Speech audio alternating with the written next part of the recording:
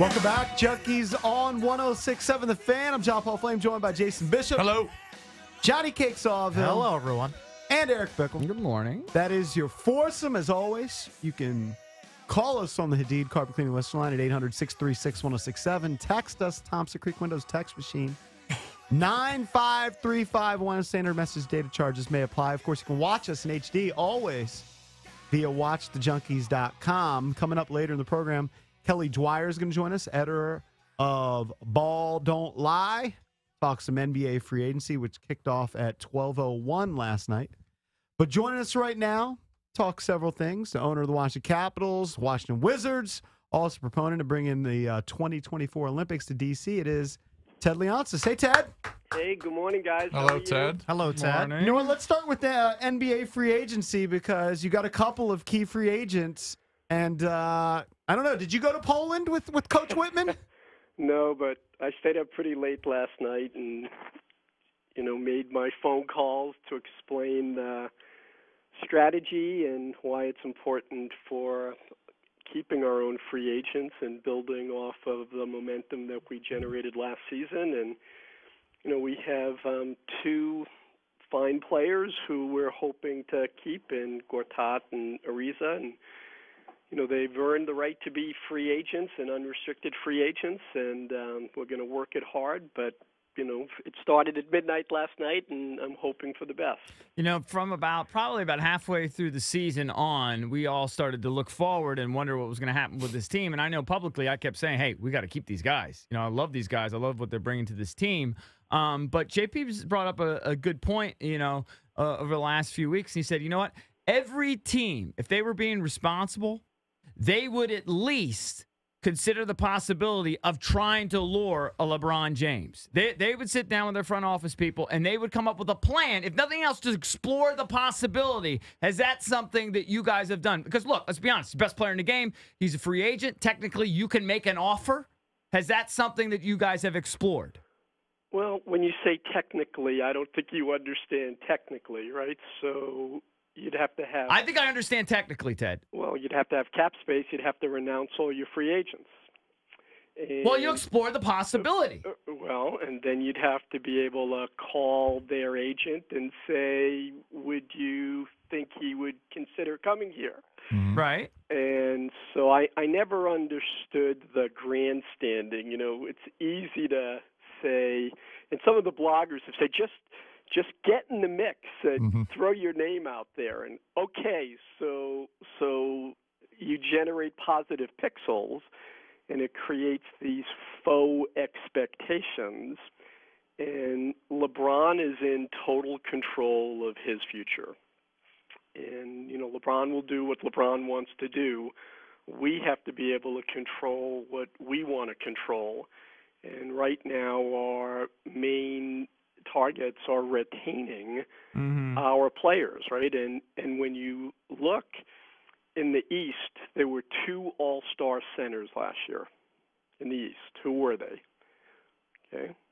So it was the two centers we played against in the playoffs, both from Indiana and from Chicago. Noah and Hibbert. And our center played and accorded himself very well there. So it's incumbent on us to try and do everything we can to keep our front line together.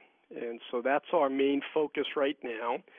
And we can manage our cap in the out years the right way. We still will have some maneuverability this year to add more pieces, but we have a plan and we have our budget, and we know what's doable. And so our main focus and priority is to try and keep our team together to start and then add to it. I guess the risk, and this goes for any GM and owner in any sport when it comes to free agency, Ted, as you know, is when you have a pretty high profile free agent like Gortat. He's the best center on the market, and that a handful of teams are going to court him and want him.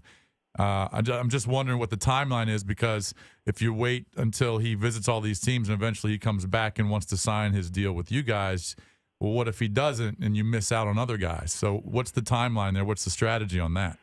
Well, because they're unrestricted free agents, they have all of the control. I mean, we're doing everything in our power to show our players why this is a great situation for them. Great city, great building, great fan base, a point guard that'll get them the ball. But, they're in control of the situation, and we are being very, very aggressive.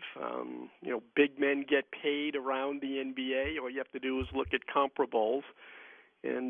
But my hope is that we created a situation and an environment that these players think that they can continue to thrive and that they want to be here. We're joined by Ted Leonsis, owner of the Washington Capitals and the Washington Wizards. Let's switch over to the Washington Capitals for a second here. Free agency starts today, dude. Free agency starts in both fronts for the NBA and the NHL. It's a very busy time for you. You hired Barry Trotz in the offseason. He's the most experienced NHL head coach the Caps have hired in their history. Is this something that you and the brain trust of the Washington Capitals approached, saying, look, we don't want a guy who doesn't have any prior NHL head coaching experience. We want a guy who has a wealth of it. That's why you hired Barry Trotz, had him in, and made him ultimately the hire for the team. Well, we had to do something dramatic. We didn't make the playoffs, and so we moved on both our general manager and coach, and then some of the staff kind of left on their own accord. And so we had a blank slate. And we ended up promoting Mac to be our GM, and Barry was certainly the hottest, most experienced, and most in-demand coach out there, and we were fortunate. He really liked the opportunity. He liked the lineup. He saw our cap space and what we could do and our commitment to spend to the cap, and he was able to come, and I think he'll help us. He certainly was able to help us to attract experienced and really, really good assistant coaches. And I think a lot of free agents will look at us now, and he has such a good reputation of being a fair and honest and successful coach, and they know the system that he coaches and the system that they play. And I'm hopeful that helps us to attract free agents today. How much input, if any, did Alex Ovechkin have on the hiring of Barry Trotz? Was he in the loop? How did that work? No, we had to do it on our own, and I think that it was important for us to be able to create that hierarchy where you have ownership and you have general manager and you have coach and you have players. And Alex certainly is a MVP and all-star and captain and, best scorer in the league, but he needs to focus on being a player, and our coach needs to focus on being a coach. How much input do you have? I mean, the buck stops with you. You're the one that writes the checks. You could do it all if you wanted. How much are you do? Do you just step in in terms of like character and you say, you know what, this is a guy I like? Or are you going in there with talent evaluation too? Well, in terms of the process, as we noted, there was a very, very busy off season. This was the first off season that I participated in all the player and personnel exit interviews, and certainly learned a lot. Hope I don't have to do it again, but and then we interviewed lots of people, I thought, in the most dignified and professional way. It wasn't leaking out. There weren't cameras meeting people at the airport and following them, and we were able to hire on the same day and announce a new team in the front office, a coach and a GM. And we've been clicking along ever since. And we had the draft last weekend. I think we had a very, very good draft. Time will tell. Everyone can opine. These are young players, but we picked 6 young players, and I bet you a bunch of them end up, playing in Hershey and eventually making our squad. And now we start in earnest in free agency. And it's a fresh start for the team.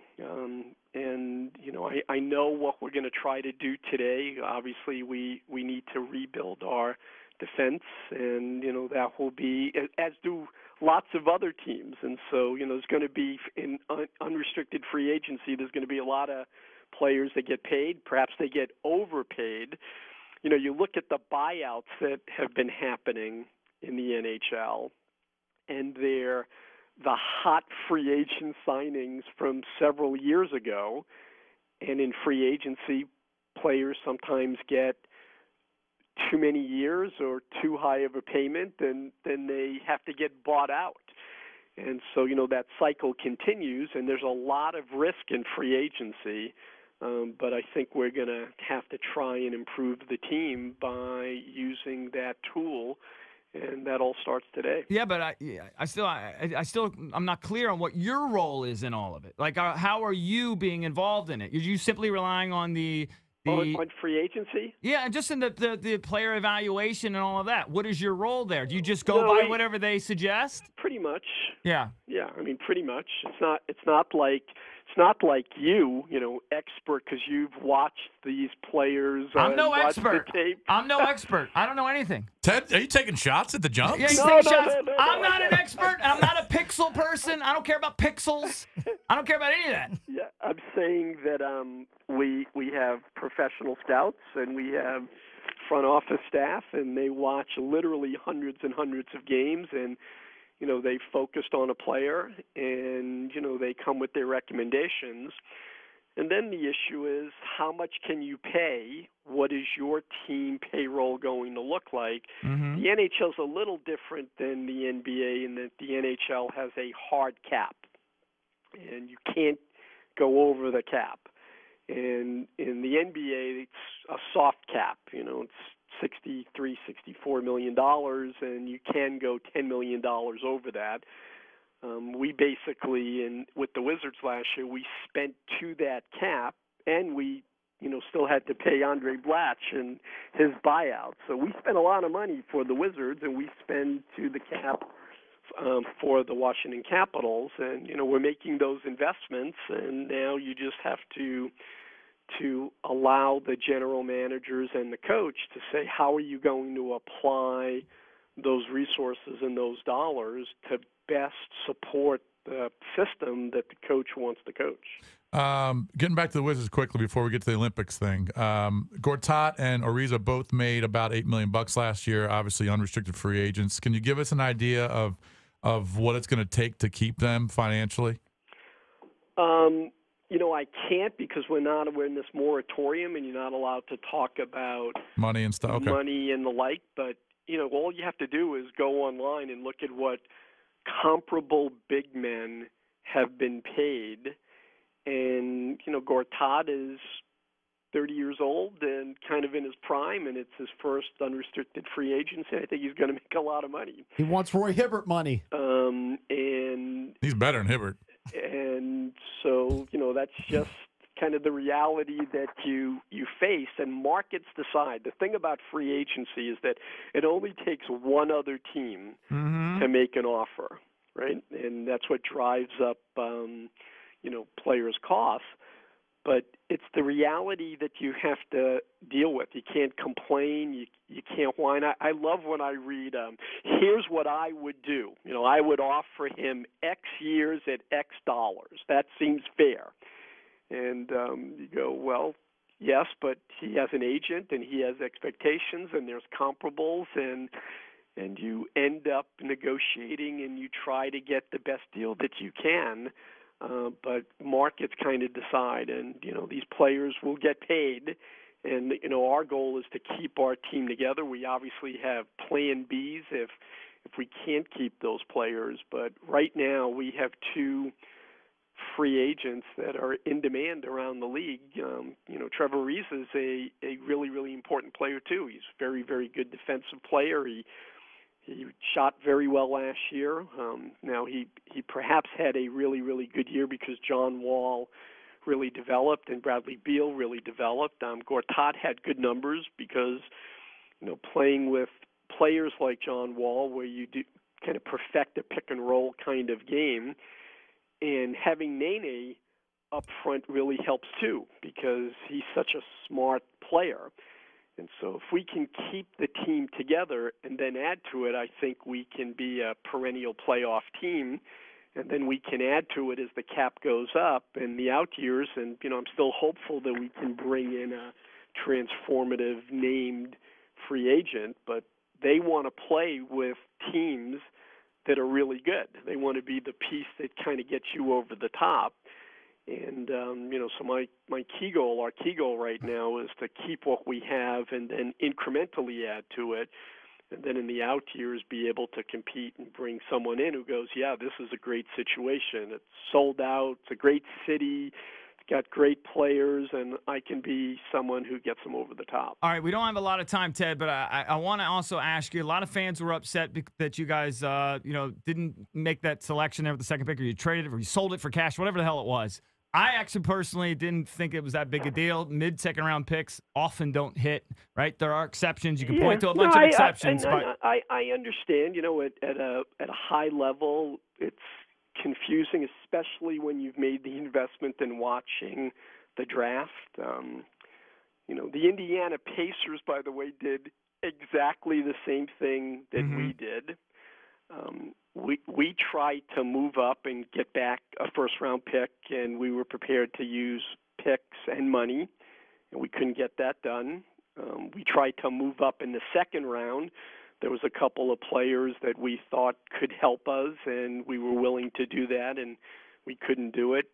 There was a player drafted literally right in front of us that we thought would be a great addition to the team, and we would stash him in Europe and help him to develop, but he got picked. And you had a unique situation where the Lakers and the Knicks were desperate for assets. They're in rebuild mode. We had kind of rebuilt around young players. So did Indiana.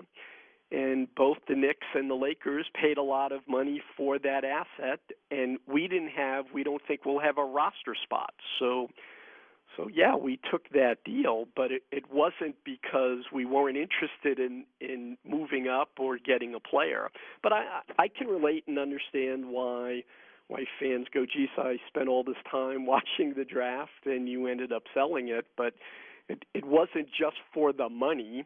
It was because strategically, we wanted a first-round pick, and we were willing to write a check and trade players or trade picks, but we couldn't get things done.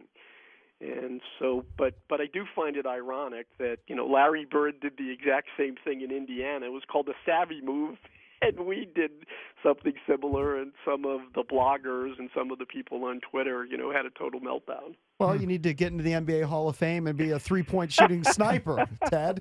No, I just think we have to continue to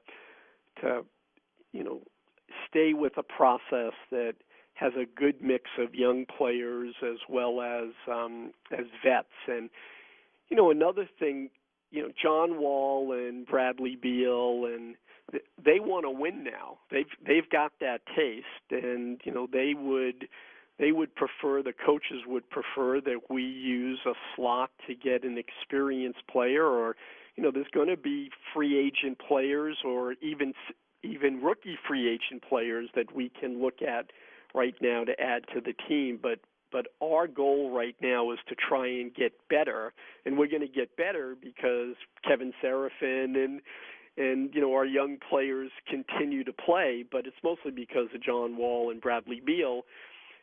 If we can keep our free agents in the mix, I think we're going to have a good team for a long, long time. Talking to Ted Leonsis, owner of the Washington Capitals and the Wizards, also a proponent of bringing the 2024 Olympics to D.C. Tell us about this upcoming bid. Well, we're the only capital of a major country that's never hosted an Olympic Games.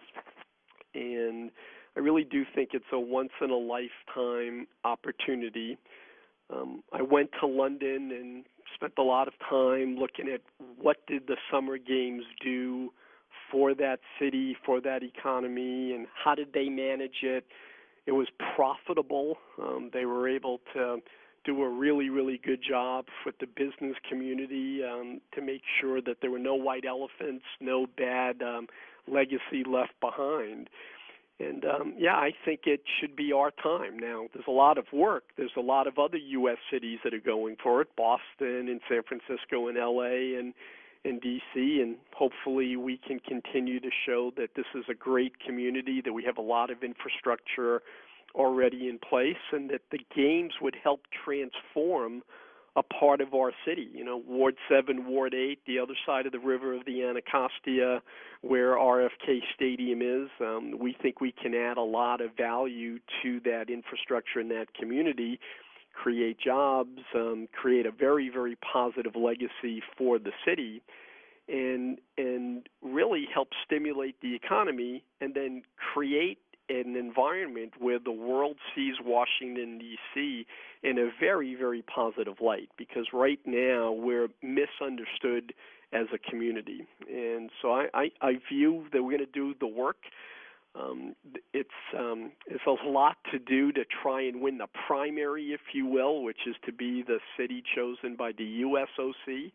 And then you compete with other cities around the world, and I'm sure some of the world's great cities are going to compete to try to get the games. And then literally you have to go to the IOC and convince them that Washington in America is a great place to host a world-class Summer Olympics, and you know, it's going to be hard, but why not go for it, right? And it's really easy to snipe and say, oh, we shouldn't do this, the traffic's going to be bad. No, it's not. The traffic's bad, first, as it is. Number two, if you look at what happened in Atlanta, you look at what happened in London, you look at what happened in Los Angeles or Beijing, the traffic gets better and people stay away, they rent out their houses, the public transportation system gets invested in, so there's better public transportation. You know, so you can go down each of the issues and show facts and data on why this can really work. But again, I understand the skepticism, and we're going to do a lot of work and try to bring the community into it so that they can understand what we're trying to do, and hopefully the naysayers will end up becoming supporters. Well, all you got to do is pay every member of the IOC, and I guarantee you'll get the bid. So that's an easy move. Thank you, Ted. Thanks a lot for your time. All right, guys. Appreciate it. See you soon. Bye-bye. That's Ted Leonsis, owner of the Washington Wizards and your Washington Capitals, right here on The Fan.